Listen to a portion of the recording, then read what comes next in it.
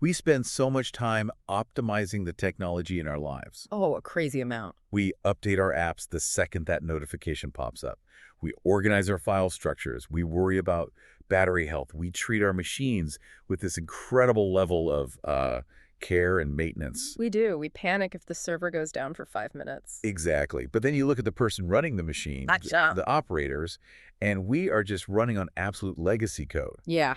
We're glitchy. We're crashing by 3:00 p.m. Bro. We've got bugs in our lower back, and we just ignore the error logs completely. We just, force quit and try to reboot with coffee. It's so true. We treat the human body like this black box mystery instead of a system that can actually be managed. We assume health and creativity are just things that happen to us rather than, outputs we can engineer. So what if we flip that script? What if you looked at your back pain or your writer's block or your insomnia, not as these moral failings or just bad luck, but as bugs in the code? As an engineering problem. Exactly. What if you applied the rigor of a systems administrator to your own biology? Well, that is the core premise of the deep dive today. We're looking at a really, really unique document to explore this. It's a week in review blog post from a site called qianmeng.org. Okay.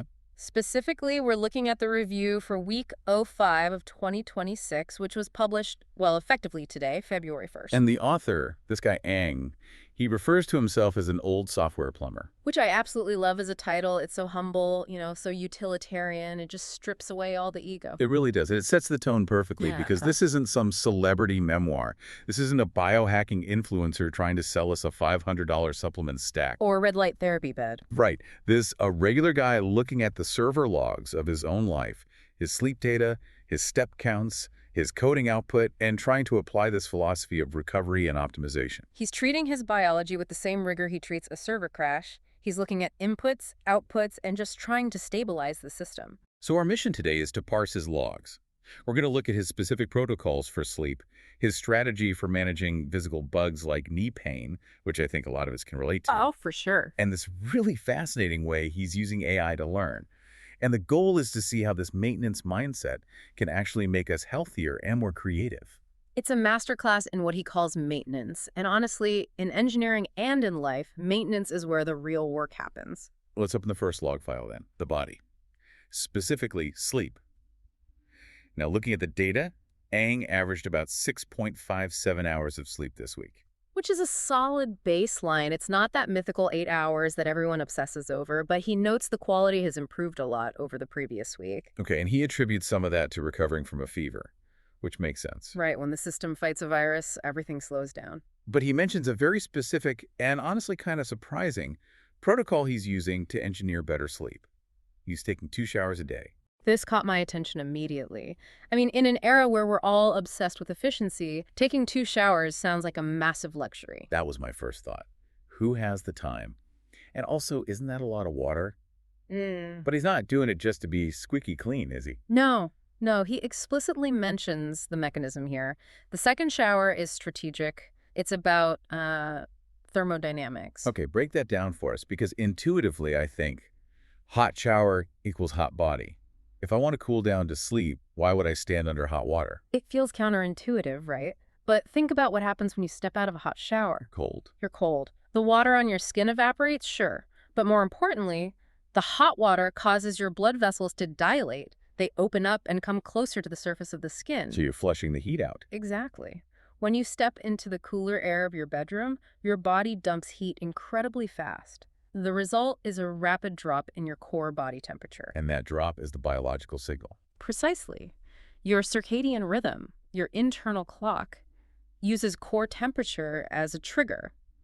A dropping temperature tells the brain, hey, the sun is down, the environment is cooling, the system is going into standby mode. So he is manually overriding his internal thermostat to force drowsiness. He's reducing the latency. Instead of lying in bed for an hour waiting for his body to cool down, he just forces the process. It's a hardware hack to speed up the shutdown sequence. And looking at his plan for next week, he's actually scheduling this like a software deployment.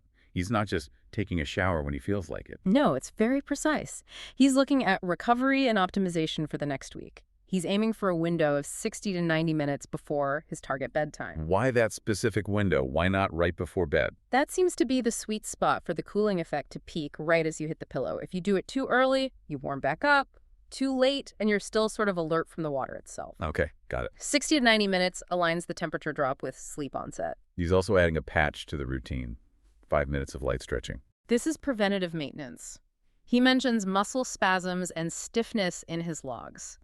If you've ever been woken up by a Charlie horse at 3 a.m., you know that's a critical error that crashes your whole sleep cycle. It's the worst. You wake up in a total panic. Exactly. So the stretching is just debugging that code before it runs. He's making sure the hardware is loose before it goes into stasis. It's interesting that he also emphasizes a fixed wake-up time, even on weekends. I feel like that's the one rule everyone knows is good for them, but nobody actually follows. Because it's painful. We want to catch up on sleep, but Aang treats his body like a server. You don't randomly change the reboot time of a server just because it's Saturday. I'll get fired. You would. You need that cron job, that automated schedule, to run at the exact same time every day to keep the system stable. Stability really is the theme here, which brings us to the hardware failure of the week. We need to talk about the knee pain. The recurring bug in the system. Yeah. And the data here it's painfully relatable. It's the classic weekend warrior problem. He tracks his steps religiously, right? Every single step is logged. So looking at the graph, he has this massive variance. He peaks at 8,209 steps on Tuesday. Which is a big day. It's a huge day. And then almost immediately, he crashes down to 2,046 steps. This is what you'd call a boom and bust cycle. And Aang identifies the root cause immediately in his logs. It was the garden. Intensive gardening and weeding. I could just see it happening. You go out, you see the weeds, you get in the zone. You want to clear the whole patch before the sun goes down. It's that task completion bias. But think about the biomechanics of weeding. It's all repetitive squatting, uneven terrain. For a knee that's already flagged as compromised in his system, that's a huge stress load. Right. He notes that the day after, he suffered pain relapses and muscle spasms. So he hit 8,000 steps, which looks good on a fitness tracker. You get the little confetti animation. Yeah. But it actually broke the system. Yeah. He had to spend the next day doing basically nothing, 2,000 steps, just to reboot. Right. So if you average it out, he's at about 5,000 steps a day. But he paid a high price in pain to get there. It's a net loss. So what's the fix? How does the software plumber handle a physical bug that he can't just delete? He calls it a leveling strategy. Leveling, like in a video game? More like load balancing in a computer network. Yeah. If you spike the traffic to a website, the server crashes. So you cap the traffic to keep it running smoothly. Okay. Aang is setting a new baseline. For the upcoming week, he's targeting 4,000 to 4,500 steps. That seems kind of low. I mean, everyone talks about 10,000 steps. And that's the trap. Aang isn't optimizing for vanity metrics or what society says he should do. He's optimizing for recovery. 4,500 is a number he can likely hit every single day without triggering the pain response. Consistency over intensity. Exactly. He does have a stretch goal of 7,500 steps, but, and this is the key conditional, provided you do not overexert yourself. He's putting a governor on his own engine. He is, and he's also refactoring the underlying code. He mentions reintroducing functional strength training twice a week. But specifically for the knee recovery, right? No. He's not trying to become a bodybuilder. No. This is targeted patching. He's building the supporting infrastructure, the muscles around the joint, so the bug doesn't keep happening. He's not just resting the hardware, he's reinforcing it. It's a very unemotional way to look at pain. I feel like most people, myself included, would see that drop to 2,000 steps and just feel guilty, like I'm lazy or I'm failing. That's the emotional response. Aang is using the stoic engineering response. The data says the system crashed. Okay, why? Overload, solution. Reduce load, increase support, restart.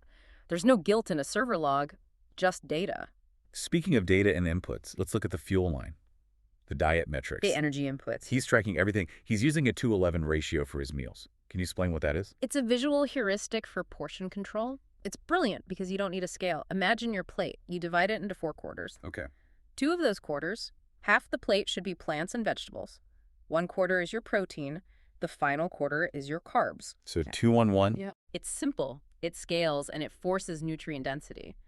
He's also combining this with intermittent fasting. But the logs show some dirty data this week. He admits to eating out more. Salty and high sugar foods.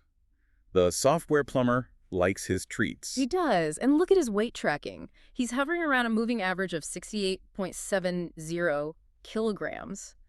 But on Tuesday, probably after one of those salty meals, he saw a spike of half a kilo. Half a kilo overnight. That's the kind of thing that makes people just quit their diets. They think, well, I blew it. But Ang just logs it as normal physiological variances. Variances. I love that. He knows the chemistry. It's just water retention from the sodium. It's signal noise, not a trend. He didn't gain half a kilo of fat. His system is just holding more fluid. Right. He ignores the noise and sticks to the algorithm. I love that phrase. Ignore the noise, stick to the algorithm. It's so hard to do when you're looking at the scale, but it's the only way to make long-term progress. Okay, let's shift gears from the hardware to the software, the cognitive output. This is where the software plumber really shines. His output is wild. He's writing 3 posts a day. Consistently. I struggle to write 3 coherent emails some days. How is he generating that much volume? Is he just constantly inspired? I don't think it's inspiration. It's a process he calls churning. Churning. That sounds messy. Industrial. It is, and that's the point. He writes, I simply just sit and type whatever that came across my mind, and here's the key. Regardless the grammar and spelling issue. So he's just dumping the buffer. Yes. He's separating the generation process from the editing process. Most of us try to do both at once. We type a sentence, delete it, fix a typo, rethink a word. Yeah, that high friction. It is. It's like trying to compile the code while you're still writing it. You get error messages before you've even finished the thought. Right. Aang is just getting the raw data out of his head and onto the screen. He knows he wants to write bigger things, but he doesn't have the bandwidth right now. So churning blog posts keeps the system active without crashing it. Now, we have to talk about the AI component. Because usually when we hear someone writing 3 posts a day and coding in 2026, we assume, oh, ChatGPT just wrote that for him. Right. The AI did the work. But Aang's approach is totally different. He's not using AI to generate the output. He's using it to upgrade his own internal software. He calls it a collaborator and, crucially, a tool for mastery. Tool for mastery. That's a strong distinction. It is. He's using it for coding, specifically Haskell and Python. And he gives the specific example of using the mock library in Python. Okay, hold on. We need to explain mocking for the non-coders. It sounds like he's making fun of the code. It does, doesn't it? But no. In software testing, you need to test your code. But sometimes your code interacts with really complex things like a database or an external website. You don't want to crash your real database every time you run a test. Exactly. So you use a stunt double. A mock is a fake version of that complex thing. It simulates the database so you can test your code safely. Got it. So it's a simulation for testing. But setting up these mocks is notoriously tricky. The syntax is weird. Aang says he used AI to help him write tricky test cases that he couldn't figure out on his own without, and I quote, much trials and errors. So he used the AI to bypass the frustration loop. Yes, and this is the insight. He didn't ask the AI, write this code for me. He effectively asked, show me how this works so I can understand it. He's using the AI as a tutor, not a ghostwriter. He says it explicitly. AI is a tool for mastery, not a source of dependency. If you use AI to do your work, your skills atrophy. If you use AI to explain the hard parts, your skills grow faster. He's accelerating his own learning curve. That's the senior developer mindset. You use the tools to make you better, not to replace you. Let's look at the background processes running in his life. The hobbies. Because this guy is busy coding, writing, gardening, but he still has these little micro habits running. And they are surprisingly small. Look at his meditation practice. Yes, tiny. 1 to 2 minutes of sitting meditation. A lot of people would say, why bother? 60 seconds. I would say that. Yeah. I always feel like if I can't do 20 minutes on a special cushion, I shouldn't even start. But Aang is integrating it into the runtime. He talks about walking meditation while he's racking leaves or decluttering. He's not stopping his life to meditate. He's bringing that state into the activity. And he connects this directly to that stoic attitude we mentioned earlier. He does. He writes, I remain as stoic as ever. When the muscle spasm hits, he doesn't spiral into anger. He just observes it, pain detected. It's that 1-minute meditation practice in action. It's remarkably consistent. Even his home improvement project follows this logic. Decluttering 1 item per day. Just one. It's atomic. If you say, I need to clean the house, that's overwhelming. If you say delete 1 file, that's executable. He's also managing another pretty complex biological system, the fish. The yellow-blue rack. It sounds like a server rack, but for fish. He's adjusting lighting, breeding cichlids, looking for species for his outdoor ponds, plural. It's funny. Even his hobbies are about system management, managing water quality, managing soil, managing load balancing for his knees. It's a coherent philosophy. Whether it's fish, code, or his own bloodstream, he sees inputs, outputs, and variables to be tweaked. And photography, too.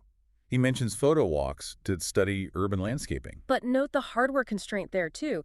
He's looking for a macro lens for his mobile phone. He's identified a limitation preventing him from getting the data, the photos he wants. So he's planning an upgrade. It always comes back to the upgrade path. Always. So when we step back and look at Ang's Week '05 review, what are we really seeing? Because on the surface, it's just a guy taking showers and counting steps. It sounds, mundane. I think we're seeing a radical shift in perspective.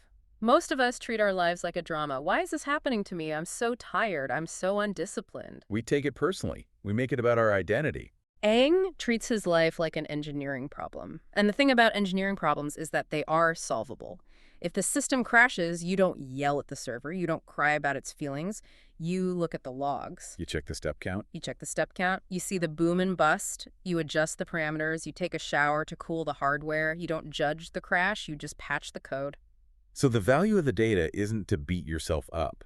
It's to give you the information you need to make the change. Correct. Optimization is impossible without data. If you don't know you walked 8,000 steps on Tuesday, you can't figure out why your knee hurts on Wednesday. Oh, here is our challenge for you, the listener, based on the Software Plumber's log. We want you to look at your last week. Where was your boom and bust? Maybe it wasn't gardening. Maybe it was caffeine. Did you drink 5 coffees on Monday to power through a deadline and then just crash with a headache on Tuesday? Or maybe it was work focus. Did you pull an all-nighter and then spend 2 days just staring at a wall, unable to function? Identify that cycle, and then apply Aang's leveling strategy. What is your sustainable baseline? What's the number of emails, of steps, of hours worked that you can hit every single day next week without crashing the system? Don't optimize for the peak. Optimize for the baseline stability. That's how you keep the system running for the long haul. That's the takeaway. Treat yourself with the same care you treat your phone's battery. Keep your drivers updated, check your logs, and we'll catch you in the next deep dive. System standby.